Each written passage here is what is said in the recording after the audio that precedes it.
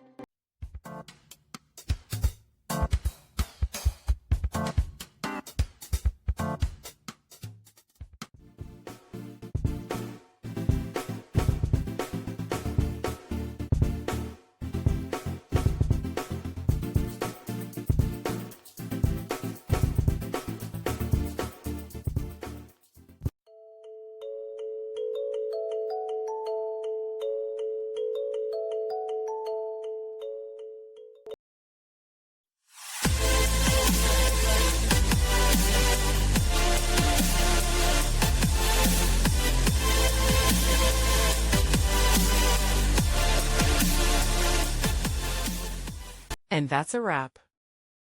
I hope you found the answer you were looking for. If you did, take a second to hit that subscribe button. It really helps out. And let me know in the comments which solution worked best for you. See you next time in the debug zone.